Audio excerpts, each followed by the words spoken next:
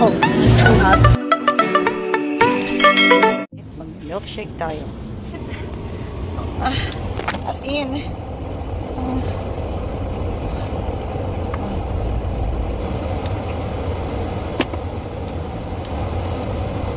oh God. Internet is down and debit are down. Marami ng establishment ang nag-close kasi sobrang init.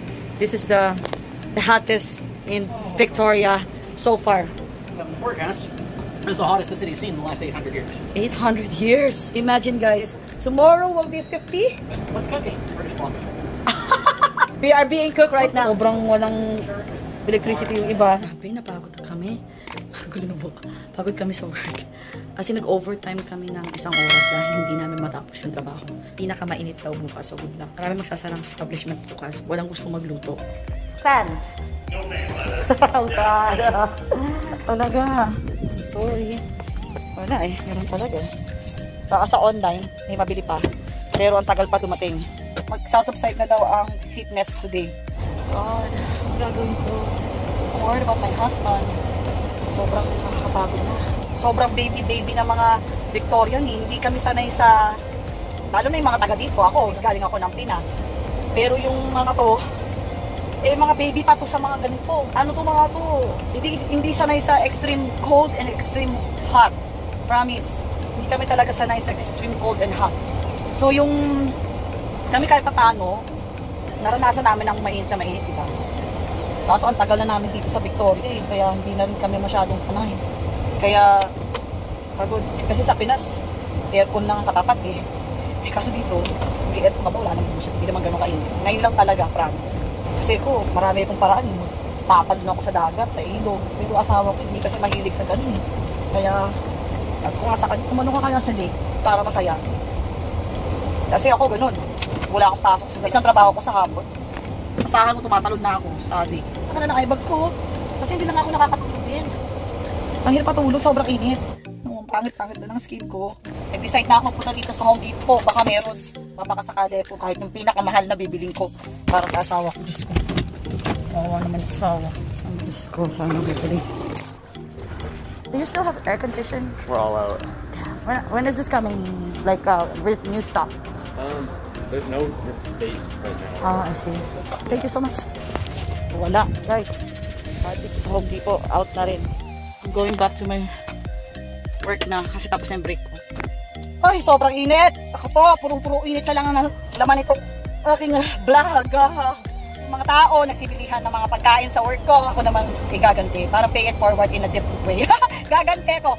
Dahil dito sila, ako din, bibili na rin sa labas. Kasi wala na ako tayo magluto. Tsaka ayaw ng asawa kong magluto na dahil dadagdag lang ng init sa bahay. So, talagang yung mga Canadian ang ginagawa nila para hindi makadagdag ng init sa bahay. Bibili lang silang lutong pagkain para wala nang lutuan sa bahay. Kasi nga, sa mga ganitong establishment, eh meron namang silang aircon, so makaka-work sila. Eh sa bahay namin, walang aircon. Pagod na kami, sobrang init talaga. Sobra as in. So, init. Hindi ko nga mahawakin yung cellphone ko. Nakababaw dito sa init ng singaw ng kotse ko. Pagka sa lintik lang walang ganti. So, gumanti lang ako. Pagod ako dun sa sa pagtatrabaho kanina. Kakalagay, ang dami kong ginawang salad. Ubus lahat. Totoo. So, dahil dyan, gumanti ko sa iba. Kailangan talaga yun, syempre. Maraming form ng pay it forward. So, ito yung isa. Ay, ninuruan ng mali. Lalagay ko sa ref yung yung aking phone. Sobrang init. Promise. Malabi ka na? Wala, hindi kinakaya yung Ako lang nauwinan ito. Kaya kailangan itong gayin ko na ito. Init na ako. Ano mo, papasok pa ako mamaya. Yung itsura ko. Sana, hindi lang ako makakapag-ligo kasi ang tagal magpatuyo ng buhok. So, sinusubukan kong mag-book ng hotel. Wala. Lahat sila fully book na for today. Nag-check-in yung iba dahil nga sa sobrang init. Kaya, hindi ko naman sila masisisi. Kasi yun rin naisip namin, mag-hotel na lang. Baling gumastos ng isa naman ganito. So, ako, ililate na ako. Hindi ko mahawakan yung manibela ko. Pawisan na ako. Promise. Papasok pa lang ako dun sa kabila. Oy. Bukas ng gabi. Aircon na. So, busy nito sa ground. Sige na, bye guys. Magtrabaho na ako. Papasok na ako sa freezer. Sobrang init. Hindi na kinakaya. Ay, aircon hindi na kaya. Ay, nainit. Dito kami sa kotse ng boss ko kasi dumating siya to the rescue. Siya ngayon naglilinis kasi nga pagod na pagod kami. Tsaka naawa na siya sa amin. So, lahat pala nung mga restaurant halos sa downtown nagsarado na. Kasi yung mga machine nila nag-broke down na. Kasi wala na talaga eh. Sobrang, nabesa ka kami sa tulala ka na dyan. Baka na Alzheimer ka. Pagod na pagod siya, oh. Kaya nga nandito kami ngayon, nag-Gatorade kasi halos hindi na makakalaing may gantong, Diyos ko, dilubyo to. Narado na yung store. Sinarado na namin. Sinarado na. Maglilinis naman tayo, pahinga lang daw tayo. Maglilinis muna sila. Bait nga eh. Dami ko lang ang pimples, so sobrang init talaga. Sensitive ako sa mainit eh. Kaya ayan, pimple, burog pa more. Ayan, ang dami. Pero makinis pa rin naman. Right? Ako, nora-honor ako. Nora-honor na ako. Sobrang init na hindi niya na kinakaya. Ganon. Yung mga kable na yan, hindi na, yung bubog hindi na kinakaya, yung exhaust niya hindi niya na kinakaya. Kaya mainit talaga, talagang gigive up sila. Kaya ang dami nagsara, malamang yung wall sarado na. Sarado na sila lahat. Sabi ni Kuya, tara, para makauwi na rin na maaga. Harabas na kami. Harabas na kami, maglilinis na kami para makauwi na. Total, nakaano na kami, okay na yung pakiramdam. Gagawin mo ako kargador. May libre kasing TV doon. Sabi niya dalhin ko daw. Buhati ko daw dito. Check namin sa kung gumagana pa. Pagbubuhatin ako. Yung totoo. Nangyaka gagawin mo ako kargador. Ganda-ganda ko. Umuwi na kami. Naman to nakasaan to, Moldstar. Umuwi na kami kasi ano ka, macho dancer? Saan ka ba na dati tatrabaho, bes? Tara, tingnan natin yung TV. Pakaano ko talaga. Yung aircon, walang aircon talaga, 84 pa din. Pinauwi na kami na boss. Ay, pagod na ako. Buti nga, pinauwi na kami. Tara, tingnan natin yung TV. Mukha eh. For the sake of art lang, tapos balik na. Ganun. Kasi baka magtatapon, sira na pala. Kaya nga tinapon, sira na eh. Minsan ito, mga gumagana pa yan. Minsan.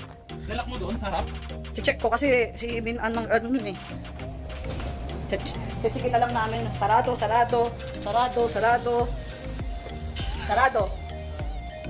Sorry, we're closed. Nakalagay doon. Parang parang nag-snow lang, no? Di ba pag nag-snow ng bongga, ganito din? Tapos ngayon naman, matindi. Buti pa nga yung snow, okay eh. Pero, kaya nga eh, tutulog na ako maaga. Sana makatulog na lang init, no? Good luck. Wala na pa pesohan doon. Hindi ko maiiwan na mag-ama ko. Para na kasi nora-honor nito. Babae, ingat. Parte mo. Wow, grabe, init naman ng kotse ko. Sarado rin, oh. Ang daming nagsara. Open sila. Nag-open sila. Kanina nagsarado na. Pang 10, wala pang 10 o'clock nagsarado na. Malamang maaga sila din nagsara.